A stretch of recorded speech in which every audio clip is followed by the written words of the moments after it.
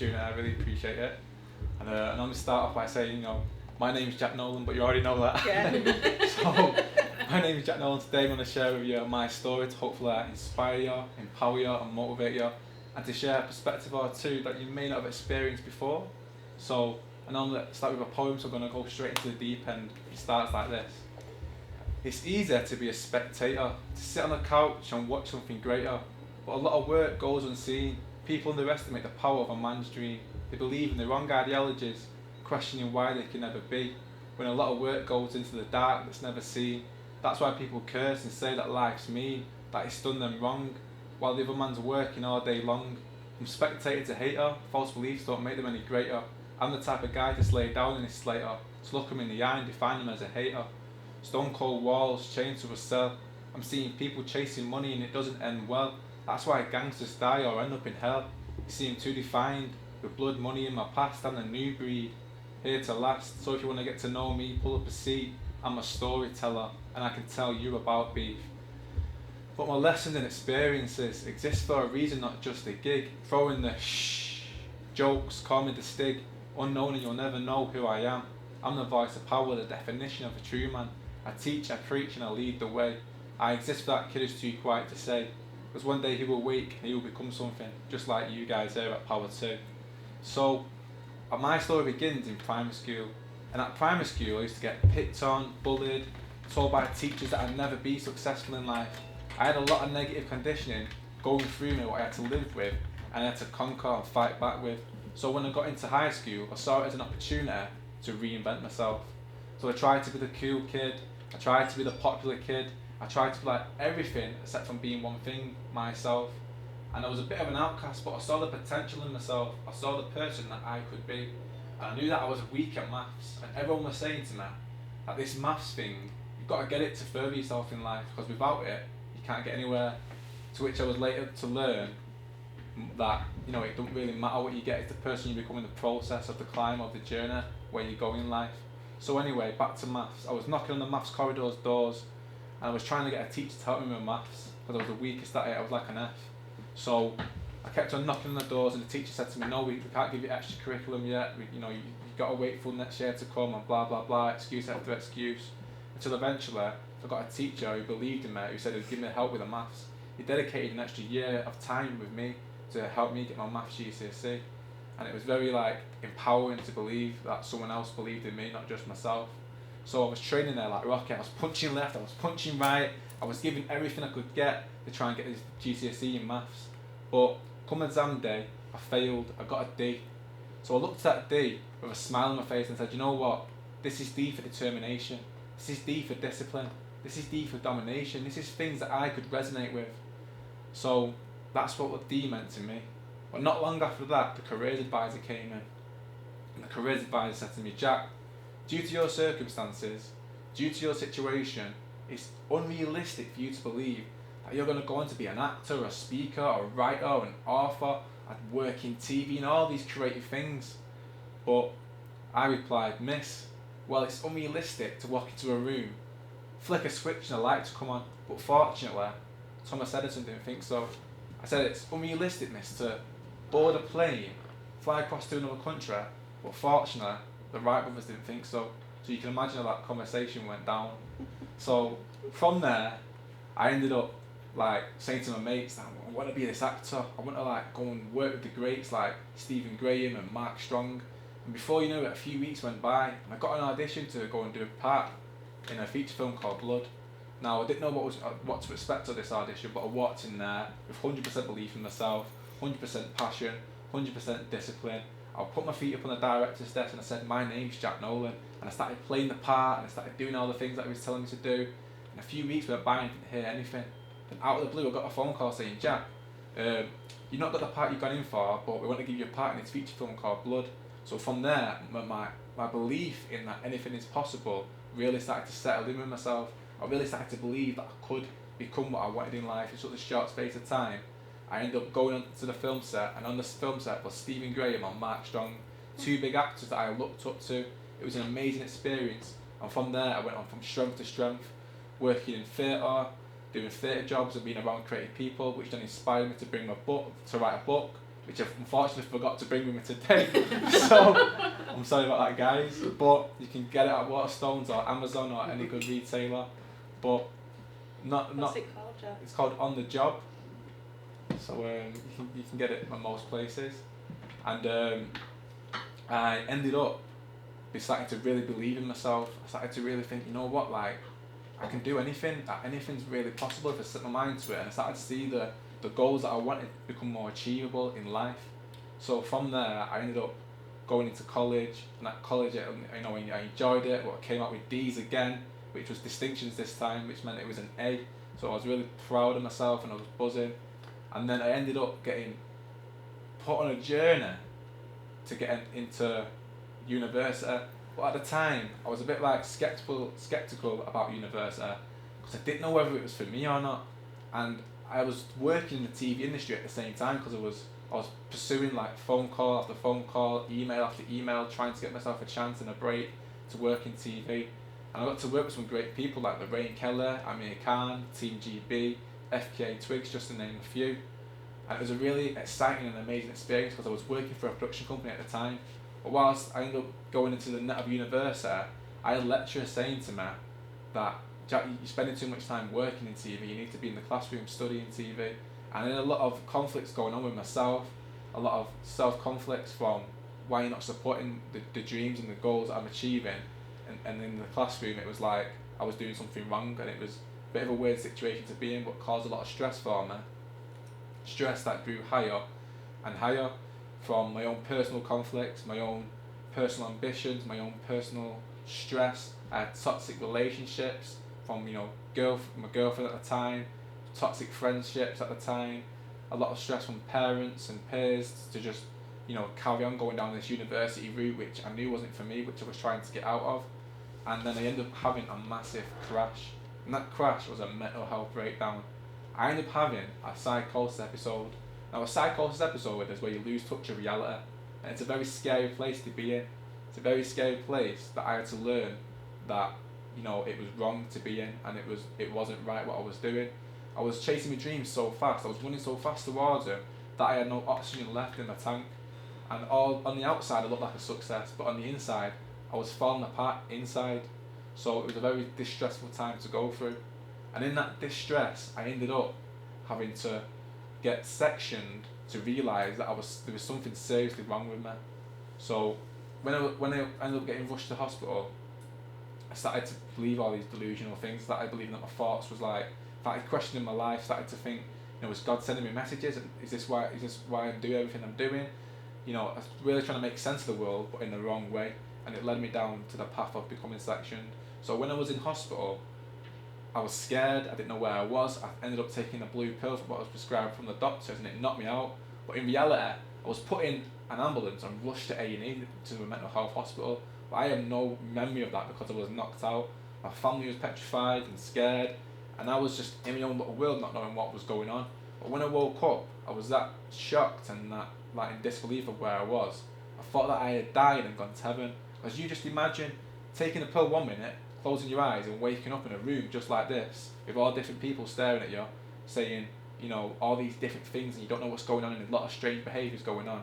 So I looked to my left, and I seen 2 people who looked like the wise men, and I thought, wow, they look like old men, they must be like the wise men. And I'm looking in a big bright room, and it's a hospital in reality, but in my mind I'm thinking I'm in heaven.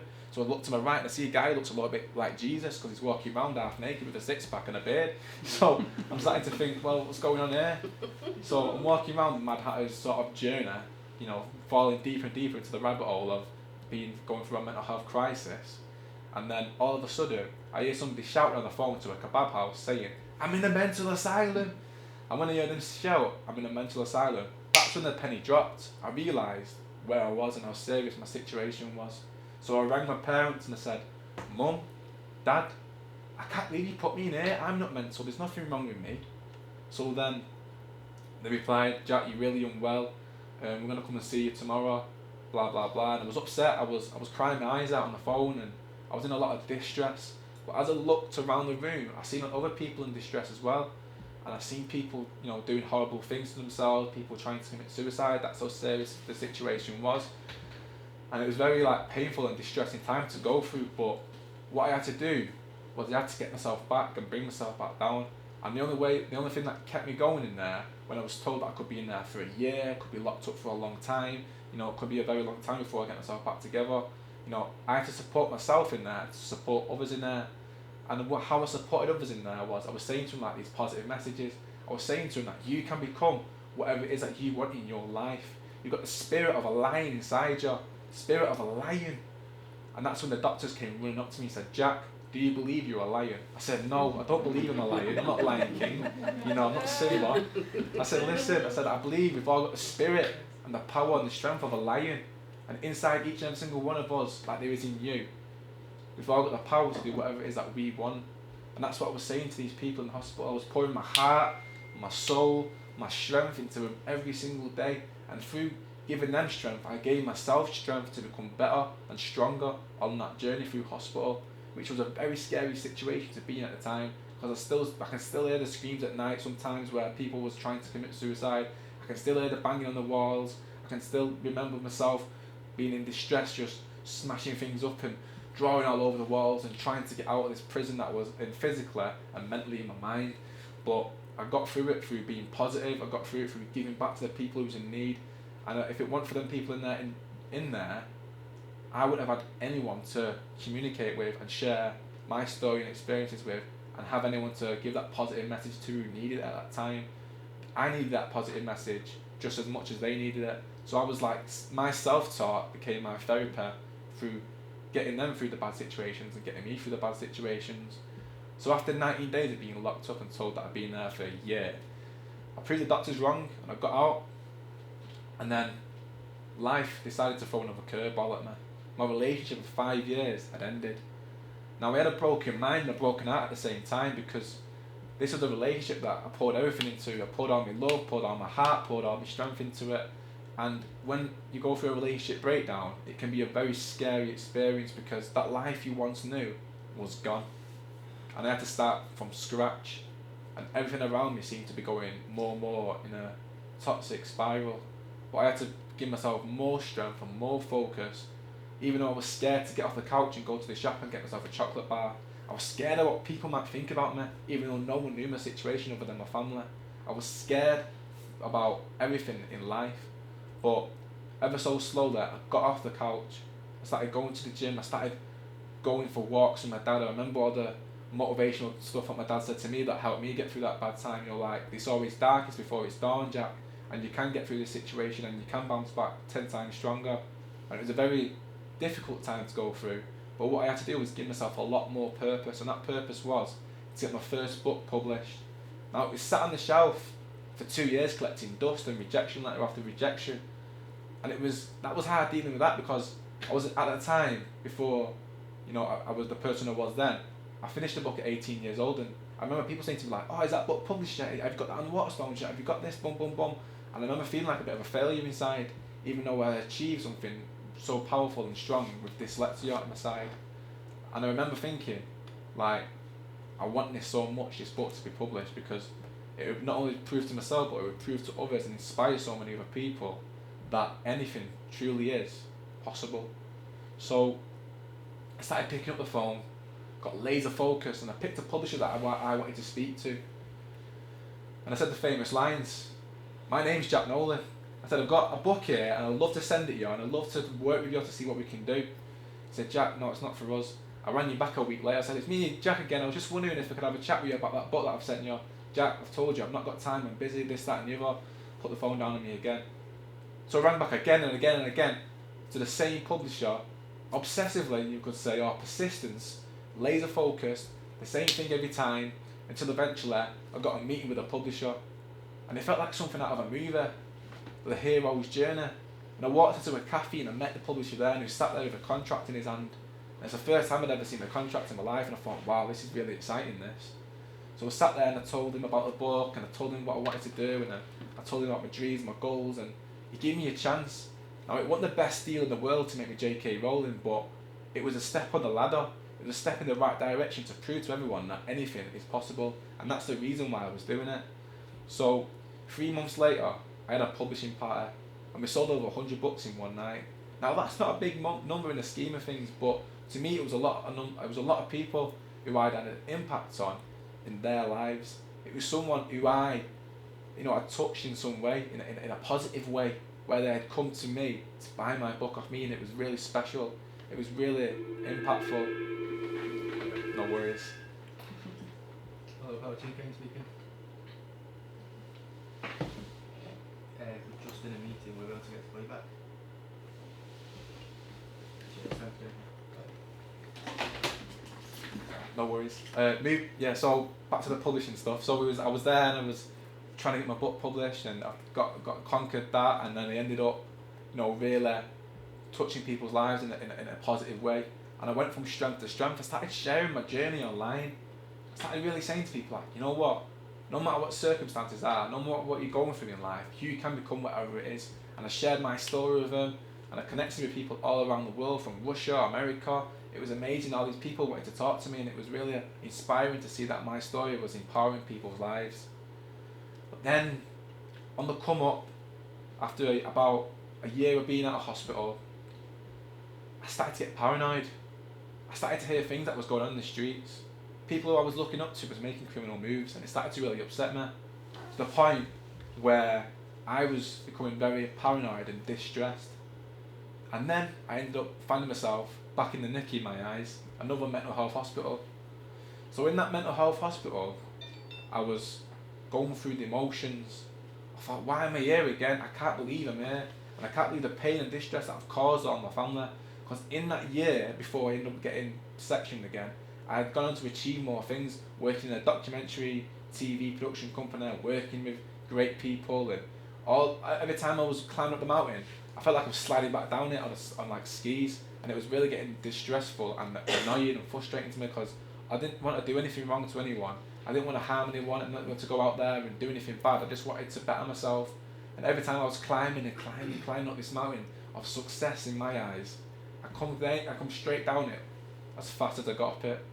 And that's when I was landed in that mental health hospital for the second time. Started to see a lot of familiar things. A lot of things in there that did upset me. People going through the same emotions. People getting angry, frustrated. People shouting at each other. People fighting with each other. And I remember sitting there just watching it all happen. And that's when it started in my head again. I thought, you know what? I've got to try and help these people. Even though I'm not well, even though I'm writing a wall saying I want to speak to hundreds of people, and I had doctors say to me, it's a bit unrealistic, that, Jack, it's not really going to work out for you. It reminded me of the careers advisor. And I thought, just because they can't see it right now, and I can see it into that distant future that I'm going to do great things and speak to people, inspire people and share my story, doesn't mean that it's not going to happen. Just have to wait and let the journey happen for me. So from watching all these people in distress, I started going back to helping them. And I was helping them through sharing my story with them. I brought my books in, my poems in. I brought everything, and I had videos and content online and documentaries what I was doing. I was showing them all this content, and I was really pouring my heart and my soul into him. And I was saying to him, you can become anything you want in this world, in this life. Just because you're not where you want to be right now doesn't mean it's not going to happen for you. The pain you're going through is going to make you the person who you are, and every single thing that you want in this world, just imagine it's the person you become in the process that no one can take away from you. No one can take away these experiences that we've all gone through in life. No one can take that story, what you've written. It's your story, and it has power behind it. And you can go on to do great things no matter what. No matter where you're from, Manchester, no matter where you're from, Bolton, no matter where you're from, no matter where you are born. We've all got the spirit of a lion. Again, I'm saying this, repeat myself a little bit, but we've all got the spirit of a lion, a bear, a tiger, whatever the animal that you like is inside of you that will push you forward to your greatness. Because I see greatness in all of them. I've seen it, I've seen the potential, I've seen the creativity, I've seen the darkness as well. But in that darkness, I said to him, let me be your North Star. Let me be that North Star in the darkness, because I will guide you through it as best I can.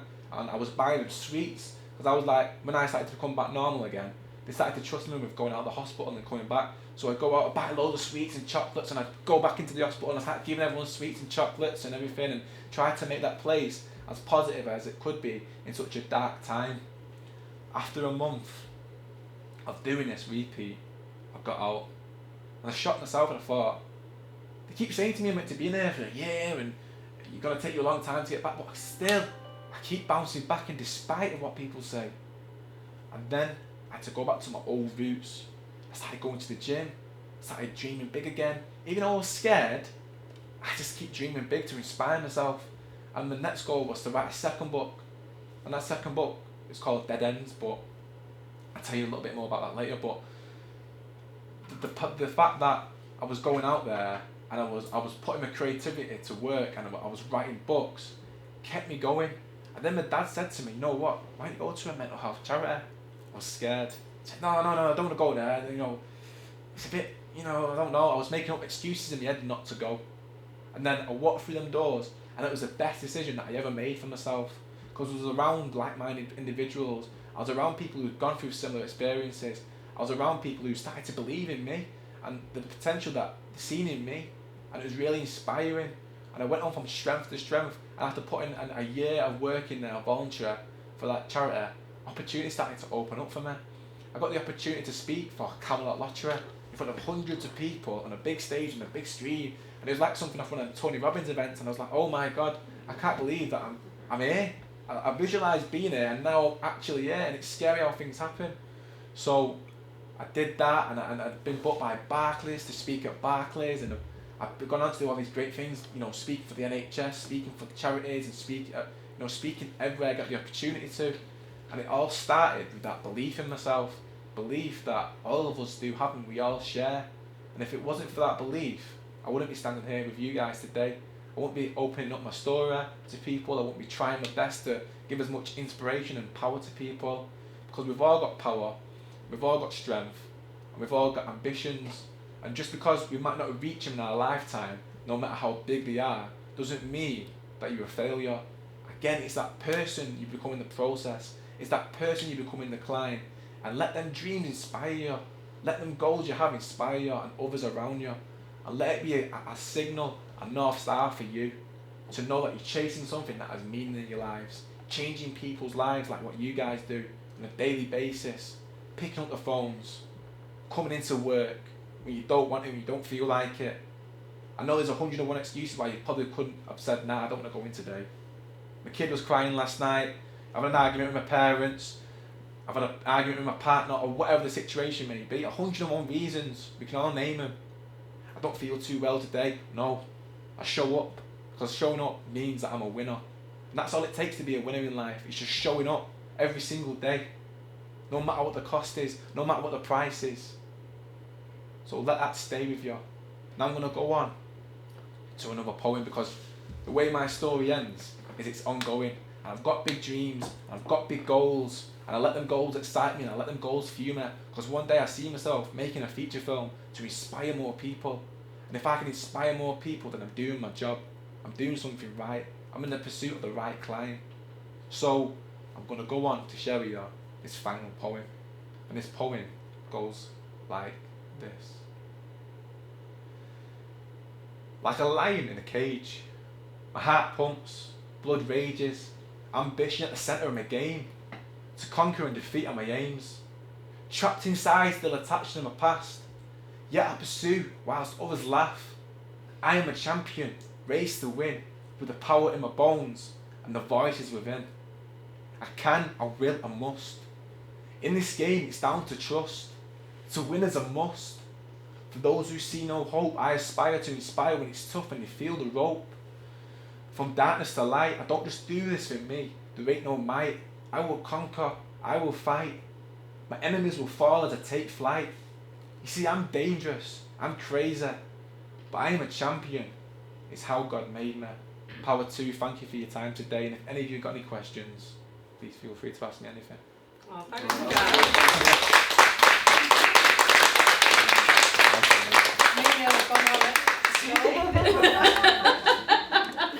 You always get these two crying. Oh, I feel like what? Give you a look.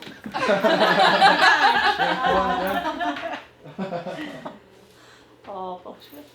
Inspirational does come to mind. Oh, I don't know, just. Oh, you was wrong. Yeah, You're dead proud. everything, just the way it just flows in your story, it's just, you can just see the genuine, you can see, where you're saying we're power too, you can see the power in you to succeed. You really can. Oh, thank you. I need to give you a You started it. I'm alright. Oh, you're making. Wow. Yeah. Has anyone got any questions for Jack? I think I'm still Okay. processing. Great. It was, yeah, it was, So how old are you, Jack? 23, just turned about August. Check you out. Wow. To be able to, because mental health is such like a taboo subject, isn't it? Do you know what I mean? And Yeah. I think we can all relate, you know what I mean, to one way, whether it's family, I can't go. But for you to like tell such a powerful story from that, I think you're gonna keep soaring without doubt. Oh, thank you. And what you're passing on to other people, be it the patients in the ward or just, I was having a sad day anyway, me too.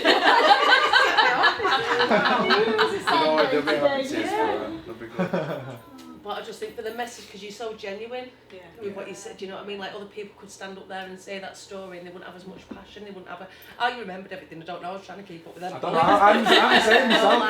After you hear it all the time. Honestly, you just look really natural within that role, and I think it really is a powerful message that you're sending, honestly. Well done. Massive well done. Well done, Mum. You must be so proud of you. I am, yeah. It got me a few times. I had heard the story a million times. But like I say, even in that circumstance, and to be like I say, because, you know, I have family members in that mental health ward that you've had to go and visit and all the rest of it, and they're not the nicest places, so for you to be in there helping others just shows the strength that you've, because that could have gone one way or another. That could have gone where you was really affected by everybody else's and you could have gone more in. So to find that lion heart and be able to come out of it, I just think it's amazing. Brilliant, well done. Got amazing strength, Jack. Oh, thank you. So tell them about your second book. I write crime fiction, but I've got like a positive book coming out soon, which is in the process of trying to get out there, just through Amazon, not like a big publisher or anything like that. But it's all about the lessons and life lessons I've learned. So it's all like self-awareness, leadership, empowerment. You know, probably similar to the stuff like you guys share with people. So when it's done, I'll send you a copy when it's out, definitely. Yeah, that'd be You know, great. just so you can have a look at it and see what you think. Yeah. I'm going to get your book. Yeah, that's what I'm You've just been saying as Yeah, well, just and been saying you that today new she book said was an due, evening. yeah. Yeah. There you go. So I'll That's share what you with wish your for. story. Oh, thank you. Really well. I think you should be really proud of yourself. How do Yeah, you feel definitely. now? Do you feel like I've got this, or you still? Well, my condition is bipolar, and every Okay. day is a bit of a battle because you sort of feel like a bit numb, a bit like, oh, what's the point? But obviously, I see the point. I see the value in doing this talking thing because I see the impact it has on people's lives, like yourselves. And it's a struggle. I'm not gonna lie. Some days you're depressed and you don't know why, and there's no reason for the way you're feeling. It's just a condition that I've been born with, unfortunately. But every day, I try and put something positive out into the world. I'll do a podcast. I'll do a video, just talking to people through Facebook or whatever it may be. And it's that like I don't know how to describe it, but 1 minute you can be like happy, but it takes a very long time to build up to being happy. It takes a very bit of build up to being depressed as well, and it's hard to find your own balance. But every day I'm learning about myself, and I realise that I put myself in these situations to give that value, and then to get a buzz off like talking to you guys like now. You know what I mean? That's what I really love. I enjoy like seeing the impact that what my story can have on people, and just talking to you just as a normal human being, not like is a mental health this, that and the other, blah blah blah. Because a lot of people have this idea in their head that mental health, it's like you're a monster,